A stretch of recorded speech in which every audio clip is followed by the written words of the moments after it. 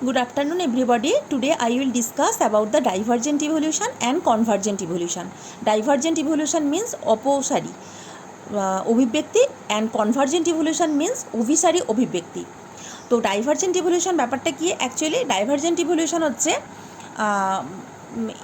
the synonym of divergent evolution is adaptive radiation or you may say adaptive divergence. ওকে, তো কিছু animals যারা উৎপত্তিগতভাবে কিন্তু same, কিন্তু তারা কার্যগতভাবে ডিফারেন্ট, মানে তাদের অরিজিনটা ছিল একসাথেই, কিন্তু তারা বিভিন্ন কারণে, সেটা হতে পারে তাদের খাবার সংক্রান্ত ব্যাপারে, সেটা হতে পারে তাদের হ্যাবিটেট সংক্রান্ত ব্যাপারে, সেটা হতে পারে তাদের রিপ্রোডাক্টিভ নিডের জন্য, কিছু হতে পারে তাদের প্রোটেকশানের জন্য, এসবের জন্য কিন্তু তারা এক জায়গাতে অরিজিনটা হলেও কিন্তু তারা ডাইভার্জ হয়ে পড়েছে, মানে বিভিন্ন দিকে ছড়িয়ে পড়েছে।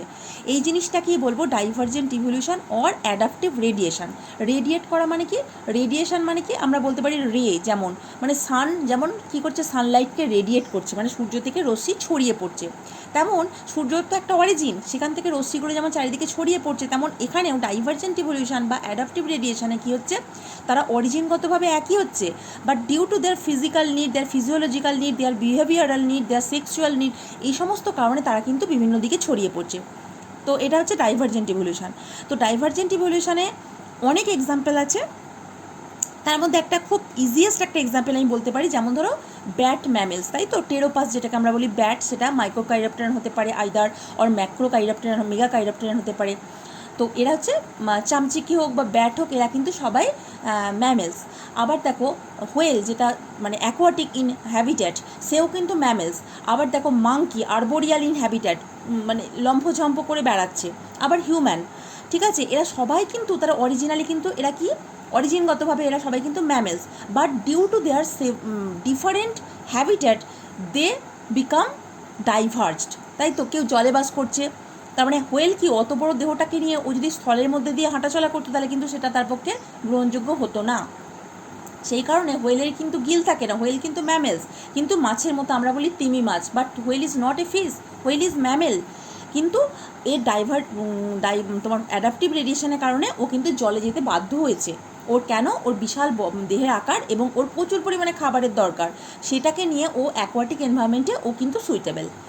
আবার দেখো যেমন ব্যাট, ওরা কী হচ্ছে, অরিজিনালি কিন্তু ও ম্যামেলস, কিন্তু ওকে উড়ে বেড়াচ্ছে পাখির মতো, ওর ডানা আছে, প্যাটাজিয়াম আছে, তা বলে that is not similar to bird, that is different from bird, that is actually mammals. আবার দেখো আমরা কিন্তু হাঁটাচলা করছি, আবার কি রয়েছে, তারপর ঘোড়া যেমন দৌড়াচ্ছে। তো আমাদের প্রত্যেকেরই যদি আমরা ফোর লিম্ব এবং হাইন্ড লিম্বের স্ট্রাকচার যদি স্টাডি করি, দেখা যাবে প্রত্যেকের ফোর লিম্ব হাইন্ড লিম্বের স্ট্রাকচারের মধ্যে কিন্তু দেখো এখানে একটা বেসিক কিন্তু সিমিলারিটি রয়েছে। প্রত্যেকের যদি ফোর লিম্ব স্টাডি করি, হিউমেরাস, রেডিয়াস আলনা, কার্পাল, মেটাকার্পাল সবার আছে। যদি হাইন্ড লিম্ব আমরা স্টাডি করি, দেন ফিমার, টিবিয়া, ফিবুলা, টার্সাল, মেটাটার্সাল সবারই আছে, কিন্তু সেটা বাইরের পরিবেশের অ্যাডাপ্টেশনের কারণে কি হয়েছে, বিভিন্নভাবে মানে ফাংশনালি ওটা ডিফারেন্ট হয়ে গেছে। এই তো ব্যাপার। আচ্ছা, এটা হচ্ছে অ্যাডাপটিভ রেডিয়েশন একটা এক্সাম্পল। এরপর আসছে অ্যাডাপটিভ রেডিয়েশনের একটা খুব ভালো এক্সাম্পল আছে, দ্যাট ইজ দ্য ডারউইনিয়ান ফিঞ্চেস। আমরা সবাই জানি ডারউইন কিন্তু দীর্ঘদিন ধরে উনি কিন্তু সমুদ্রে পাড়ি দিয়েছিলেন, এবং তার জাহাজটার নাম ছিল HMS বেগল, এবং 1837 ওই সময় উনি বেরিয়েছিলেন এবং সমুদ্রে ঘুরেছিলেন। ওনার মেন জায়গা ছিল কোথায়? উনি সাউথ আমেরিকার যে ওয়েস্ট কোস্ট বরাবর উনি গিয়েছিলেন, পশ্চিম উপকূল বরাবর সাউথ আমেরিকার গিয়েছিলেন, এবং উনি অবশেষে মেনল্যান্ড অফ সাউথ আমেরিকা ছেড়ে উনি গ্যালাপাগোস দ্বীপপুঞ্জ গিয়েছিলেন, যেটা সাউথ আমেরিকা থেকে কয়েক হাজার কিলোমিটার দূরে একটা দ্বীপপুঞ্জ ছিল, দ্যাট ইজ কল গ্যালাপাগোস দ্বীপপুঞ্জ। ওখানে গিয়ে তিনি ছিলেন, এবং তিনি ওখানে গিয়ে প্রচুর পরিমাণে দীর্ঘদিন ধরে রিসার্চ করেছেন, স্টাডি করেছেন। অ্যাকচুয়ালি ওনার রিসার্চের মানে বিষয়বস্তু ছিল সেটা হচ্ছে ফিঞ্চ পাখি, ও একটা ছোট্ট পাখি যার নাম ফিঞ্চ। সেই ওখানে ওই গ্যালাপাগোস দ্বীপপুঞ্জের মধ্যে তিনি ফিঞ্চ পাখি সম্পর্কে ওখানে কিন্তু রিসার্চ করেছিলেন। তিনি সেখানে অসংখ্য ফিঞ্চ পাখির প্রজাতি পেয়েছিলেন, এবং সেখানে দেখা গিয়েছিল সেই ফিঞ্চ পাখিগুলোর মানে উনি কারণ ব্যাখ্যা করতে গিয়ে দেখিয়েছিলেন কি না, অ্যাকচুয়ালি উনি কারণ ব্যাখ্যা করতে দেখে দিয়েছিলেন যে মেনল্যান্ড অফ সাউথ আমেরিকার ওখানে কিন্তু একটা ধরনেরই ফিঞ্চ পাখি ছিল, কিন্তু ওই ফিঞ্চ পাখিগুলো যখন মেনল্যান্ড অফ সাউথ আমেরিকা থেকে যখন আস্তে আস্তে করে গ্যালাপাগোস দ্বীপপুঞ্জে গিয়ে গ্যালাপাগোস দ্বীপপুঞ্জের বিভিন্ন জায়গায় যখন তারা বসবাস করতে শুরু করে, তাদের due to their habitat differences, due to their feeding habit differences, এই সমস্ত কারণে মানে খাদ্যাভ্যাস, তাদের থাকার কোথায় বাস করবে তার উপর ভিত্তি করে মেনলি উনি দেখেছিলেন মেন যেটার উপর ভিত্তি করে অ্যাডাপটিভ রেডিয়েশন এখানে হয়েছিল, ডাইভারজেন্ট ইভলিউশন হয়েছিল, তার মেন কারণ হচ্ছে ওদের ফিডিং হ্যাবিট। তো বিভিন্ন প্রজাতির তিনি মোটামুটি স্টাডি করে দেখতে পান তাদের ফিডিং হ্যাবিট প্রত্যেকের আলাদা, এবং তার উপর ভিত্তি করে উনি প্রত্যেকের ক্ষেত্রে এই যে বিকের স্ট্রাকচার কিন্তু আলাদা আলাদা পেয়েছেন। দেখো এটা কিন্তু অনেকটা একটা থিক বিক আমি দেখতে পাচ্ছি, এখানে একটা শার্প বিক দেখতে পাচ্ছি, স্মল শার্প বিক, এরকম ডিফারেন্ট টাইপস অফ বিক তিনি লক্ষ্য করেছিলেন, এবং প্রত্যেকের ফিডিং হ্যাবিট কিন্তু আলাদা আলাদা তিনি লক্ষ্য করেছিলেন। তো প্রথমে ওই যে সাউথ আমেরিকার মেনল্যান্ডে যেটা ছিল সেইটা কী ছিল, গ্রাউন্ড ফিঞ্চ, মানে যারা মেনলি সিড ইট করতো, মানে বিভিন্ন দানা শস্যগুলো খেয়ে থাকতো। কিন্তু তার থেকে কতগুলো ব্রাঞ্চেস দেখো হয়ে গেছিলো। সেই ব্রাঞ্চগুলোর মধ্যে প্রথমে একটা দেখো এখানে দেখেছে ওয়ার্বলার লাইক, এরা কী করতো, ওয়ার্বলার লাইক এরা খুব সুন্দর গান গাইতে পারে। তারপর ক্যাকটাস ফিডিং, এরা বিভিন্ন যে কাঁটা জাতীয় গাছগুলোকে খায়, তাদের জন্য এদের বিকের স্ট্রাকচার অন্যরকম হয়। গ্রাউন্ড ফিঞ্চ এরা কিন্তু সিডস খায়। তারপর ধরো আবার রয়েছে ট্রি ফিঞ্চ, এরা বড় বড় গাছগুলোতে অবস্থান করে থাকে, গাছের ফ্রুটস খায়, ভেজিটেরিয়ান এরা। আবার ইনসেক্টিভোরাস কিছু কিছু রয়েছে, তারা ইনসেক্ট ধরে ধরে খায়। আবার রয়েছে উডপেকার, তারা গাছের মধ্যে কোটরে মানে কাঠঠোকরা পাখির মতো ঠোঁট দিয়ে ওখানে বাসা করে ওর ভিতরে থাকে। তো দেখতে পাচ্ছ ওখানে there are several types of finch, এবং প্রত্যেকটা ফিঞ্চের সায়েন্টিফিক নেম আলাদা হয়ে গেছে, কিন্তু তাদের কিন্তু প্রথমে একটাই ফিঞ্চ প্রজাতি ছিল, এবং সেই গ্যালাপাগোস দ্বীপপুঞ্জের অনেক বড় দ্বীপপুঞ্জ এটা, এবং সেখানে গিয়ে তাদের বিভিন্ন হ্যাবিট্যাট, বিভিন্ন ফিডিং হ্যাবিট, এগুলোর কারণে তারা কিন্তু ডিফারেন্ট হচ্ছে স্পিসিস ফর্ম করে গেছে। So it is an perfect example of adaptive radiation or the divergent evolution. Clear? তো ডারউইনিয়ান ফিঞ্চেস উপর মানে ডারউইন ওনার ফিঞ্চ পাখিদের উপর ওই জন্য নামই হয়ে গেছে ডারউইনিয়ান ফিঞ্চেস। উপর উনি স্টাডি করে এটাই দেখালেন যে আলটিমেটলি ডিউ টু অ্যাডাপটিভ রেডিয়েশনে কিন্তু এই বড় ধরনের পরিবর্তনটা হয়েছে। ঠিক আছে, তাহলে এটা একটা ব্যাপার হলো। এরপরে চলে আসছে সেটা হচ্ছে কি, এটাকে আমরা অ্যাডাপটিভ রেডিয়েশনটাকে বলতে পারি এটা one type of macro evolution, একটা লার্জ ইভলিউশনারি এফেক্ট, এটাকে আমরা বলবো one type of macro evolution. Example of macro evolution is the adaptive radiation. Then the type is the convergent evolution. Divergent হলো, এরপর হচ্ছে কনভার্জেন্ট ইভলিউশন, বা আমরা বলবো অ্যাডাপটিভ কনভার্জেন্স, মানে যেটাকে বলবো অভিসারী অভিব্যক্তি। অভিসার মানে কি মিলন, তাই তো? তা অভিসারী ক্ষেত্রে কি হবে, এটাকে আমরা অনেক সময় প্যারালাল ইভলিউশনও বলে থাকি, যে আমরা সে একটা ব্যাপার জানি যে originally they are different but functionally they are same. যখন উৎপত্তিগতভাবে কতগুলো জীব আলাদা কিন্তু তারা কার্যগতভাবে এক জায়গাতে বাস করতে বাধ্য হচ্ছে, then this type of evolution is call convergent evolution. যেমন আমি বলতে পারি, দেখো তিমি হচ্ছে কি, তিমি বিলংস টু ক্লাস ম্যামেলিয়া, সে কিন্তু সমুদ্রে বাস করছে। আবার দেখো সার্ক, এই যেখানে আমি যেমন বলছি সার্ক কিন্তু কি ফিশ, কার্টিলেজিনাস ফিশ হচ্ছে সার্ক, সেও কিন্তু সমুদ্রে বাস করছে, তাই তো?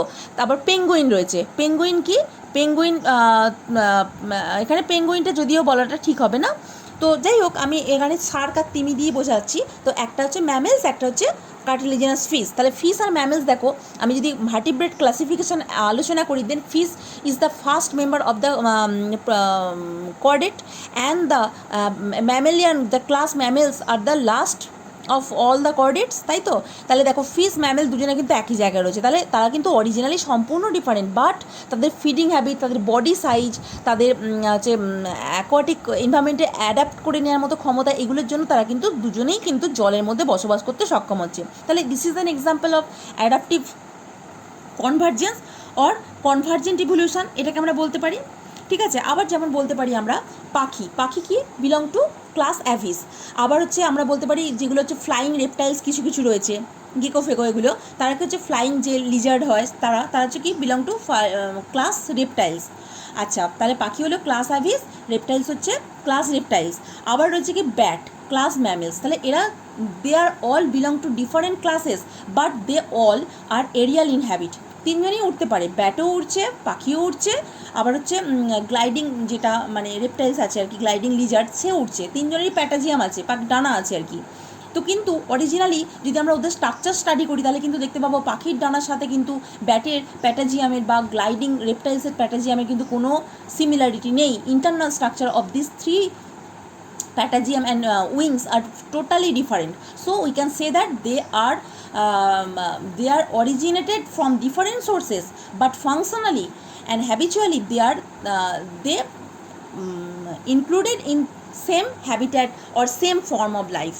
ঠিক আছে, তো this is the example of the convergent evolution. Clear? Then one type of extra evolution, that is the co-evolution. It is also very important. Co-evolution or parallel এক ধরনের evolution, pattern of evolution, যেখানে কি হচ্ছে two different species are benefited from the same combination, দুজনের একটা combination থেকে, দুটো different species একটা কম্বিনেশান থেকেই তারা কিন্তু দুজনেই মানে বেনিফিটেড হচ্ছে। যেমন ধরো কিছু কিছু টিবিউলার শেপেড ফ্লাওয়ার থাকে, যে ফ্লাওয়ারগুলোর মধ্যে এমন কিছু বার্ডস তার মধ্যে মানে তার নেকটারটা কালেক্ট করে, তাদের ঠোঁটগুলো কিন্তু অনেকটা লম্বা শার্প হয়, তাহলে সেই ফ্লাওয়ারগুলোর মধ্যে ওই বার্ডগুলো তার লম্বা শার্প বিকটাকে ইউজ করে নেকটার কালেক্ট করছে, তাহলে তার লম্বা বিকটা দিয়ে কিন্তু সে কোনো ফ্ল্যাট ফ্লাওয়ার থেকে নেকটার কালেক্ট করতে পারবে না, তার জন্য ওই টিউবুলার ফুলটাই কিন্তু পারফেক্ট। আর তার পরিবর্তে কী হচ্ছে, ওই টিউবুলার ফুলটায় কিন্তু অন্য কোনো পতঙ্গ ঢুকতে পারবে না, ওই লম্বা পাখির ঠোঁটটা ছিল বলেই কিন্তু ওর পলিনেশন হচ্ছে। So this flower and this bird species both are benefited from this combination. This type of evolution is called the co-evolution. Actually this is a relationship just like the mutualism. In a combination where the two different species are benefited from the same combination, here the bird is benefited by collecting the nectar from the flower, and the flower is benefited from the bird by the pollination. Okay, this is called the mutualistic co-evolution or শুধু co-evolution. Clear? That's all about the divergent, convergent and evolution, adaptive radiation, co-evolution, etc. etc. So that's all.